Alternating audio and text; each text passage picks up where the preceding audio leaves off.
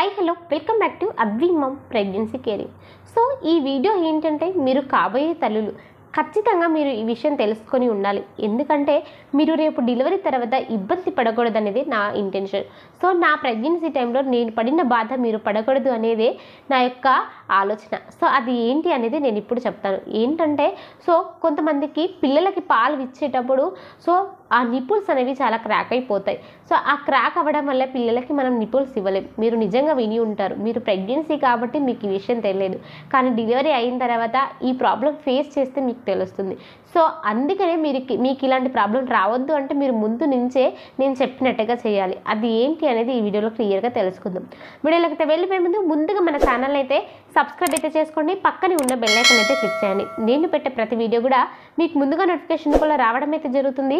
ఏదైనా సందేహాలు ఉంటే కింద కామెంట్ చేయండి, తప్పకుండా నేను మీకు రిప్లై ఇస్తాను. ఇక వీడియోలకైతే నా ప్రెగ్నెన్సీ టైంలో నేను ఫేస్ చేసిన చాలా పెద్ద ప్రాబ్లం ఇదన్నమాట. సో నిప్పుల్ క్రాక్ ఇది ఎందుకు వస్తుంది అనేది ఫస్ట్ మీకు తెలుసుకోవాలి. ఎందుకంటే మనం పిల్లలకి పాలిచ్చే విధానం అనేది సరిగ్గా లేనప్పుడే ఇది వస్తుంది.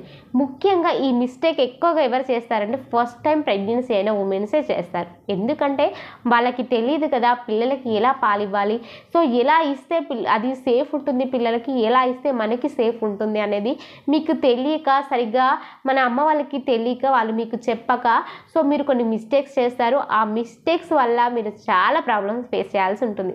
సో నా ప్రెగ్నెన్సీ టైంలో నాకు కూడా తెలియదు సో పిల్లలకి ఎలా ఫీడింగ్ ఇవ్వాలి కరెక్ట్ అనేది. సో ఎప్పుడు కూడా గుర్తుపెట్టుకోండి, పిల్లలకి పాలు ఇచ్చేటప్పుడు కూర్చొని పాలివ్వాలి. సో పడుకొని పాలివ్వద్దు, అది మంచిది కాదు. సో నేను దీని గురించి నెక్స్ట్ వీడియోలో అయితే నేను ఎక్స్ప్లెయిన్ చేస్తాను. సో కూర్చొని పాలు ఇచ్చేటప్పుడు కూడా సో బేబీ యొక్క నోరు అనుకోండి ఇది. సో ఎప్పుడు కూడా మీ నిప్పుల్ అనేది సో పూర్తిగా వెళ్ళాలి లోపలికి. సో పూర్తిగా వెళ్ళి ఇక్కడ మీద షేప్ అనుకోండి, సో ఇలా పట్టాలి నిప్పుల్ని బేబీ. సో ఇక్కడ పట్టి ఫీడింగ్ ఇట్లా ఒత్తితే సో అప్పుడు మీకు నిప్పుల్కి ఎలాంటి క్రాక్స్ అనేవి రావన్నమాట.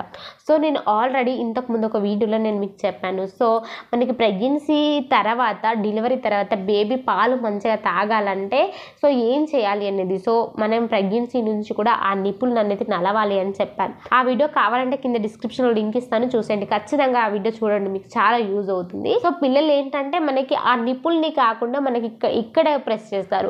సో ఇక్కడ ప్రెస్ చేయడం వల్ల పాలు వస్తుంది, వాళ్ళ గొంతులోకి ఈజీగా పాలు వెళ్ళిపోతాయి అన్నమాట. సో దానివల్ల మనకి ఇలాంటి క్రాక్స్ అయితే రావు.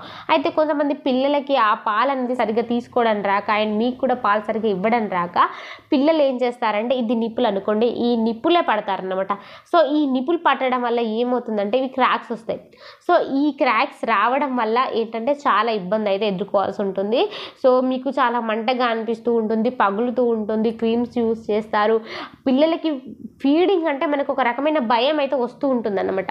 సో ఇదంతా మీరు భరించుకోవద్దు అనుకుంటే ఖచ్చితంగా మీరు ఈ టిప్ అయితే ఫాలో అవ్వాలి. 100% నిప్పులు అనేది మీరు నిప్పులు కాకుండా ఇక్కడ ఉన్న స్కిన్ను పట్టేటట్టు చేయండి, ఇక్కడ ఉన్న చర్మాన్ని గట్టిగా పట్టేటట్టు చేయండి. సో అలా చేస్తేనే మీకు బెస్ట్ అన్నమాట. సో పిల్లలకి ఫీడింగ్ వేసేటప్పుడు ఈజీగా ఉంటుంది అన్నమాట. సో అప్పుడు మీకు ఆ నిప్పులు అనేది క్రాక్ కాదు, ఇబ్బంది అయితే కాదు, పిల్లలు కూడా మంచిగా ఫీడింగ్ తీసుకుంటారు. సో ఒకవేళ అవి క్రాక్ అయ్యారు అనుకోండి, మీకు బాగా నొప్పి వస్తుంది, నొప్పి వల్ల చాలా పగిలిపోతాయి. సో మీరు క్రీమ్స్ యూస్ చేస్తారు, మళ్ళీ పిల్లలు ఫీడింగ్ తీసుకునేటప్పుడు మళ్ళీ అవి పగలడం, మళ్ళీ చాలా రకాల ఇబ్బంది అయితే అవుతూ ఉంటుంది అనమాట. సో అవన్నీ మీకు కాకూడదు అంటే నేను చెప్పిన ఈ టిప్ అయితే ఫాలో అవ్వండి. సో ఫ్రెండ్స్ క్లియర్గా తెలుసుకున్నారు కదా. సో మరొక వీడియోలో నేను మీ ముందుంటాను. ఈ వీడియో కనుక మీకు నచ్చితే లైక్ చేయండి, షేర్ చేయండి, మన ఛానల్ అయితే సపోర్ట్ చేయండి. Thank you so much.